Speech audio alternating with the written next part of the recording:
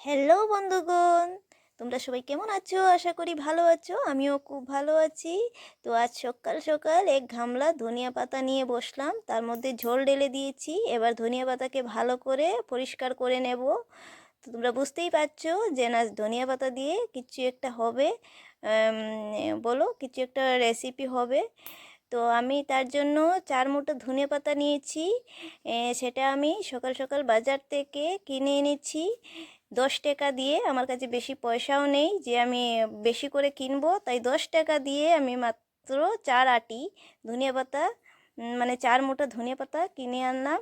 এবার ধনিয়া পাতাগুলোকে ভালো করে পরিষ্কার করে একটা থালার মধ্যে রেখে দিয়েছি।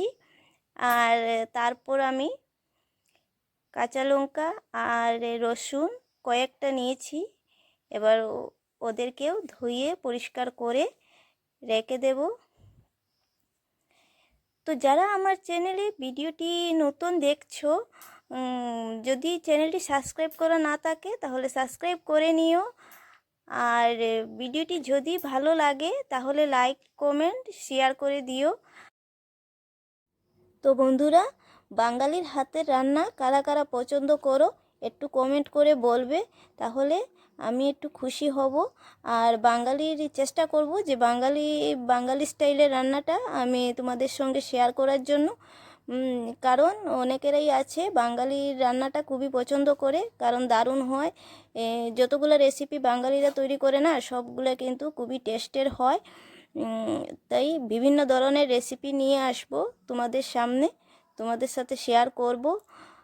তো আপনারা যারা যারা পছন্দ করেন সেটা কিন্তু কমেন্ট বক্সে একটু বলবেন। তো এবার আমি ধনিয়া পাতাগুলোকে বানাচ্ছি ধাবার স্টাইলে, একদম সহজ পদ্ধতিতে ধনিয়া পাতার চাটনি। একদমই সহজ পদ্ধতি আর একদম কম উপকরণ দিয়ে খুবই টেস্টের হয়, তাই আমি তৈরি করে দেখাচ্ছি। তো আপনারা সেটা ঘরে ট্রাই করে দেখতে পারেন, সত্যি অসাধারণ হবে খেতে, একদম ধাবা স্টাইলের মতো লাগবে।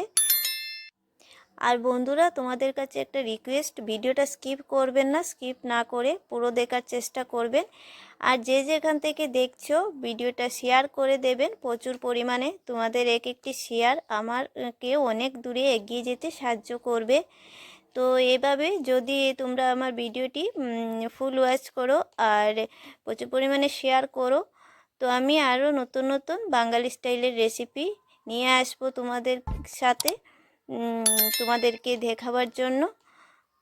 তো সবাই আমার সঙ্গে থাকো আর ভিডিওটি ফুল ওয়াচ করো। আর রেসিপিটা কিভাবে লাগলো কমেন্ট করে জানাবেন। আর যদি ভালো লাগে তাহলে লাইক, শেয়ার করে দেবেন। তো অলরেডি আমার হয়ে গেছে, দেখো দেখতে কত সুন্দর হয়েছে ধনিয়া পাতার চাটনি।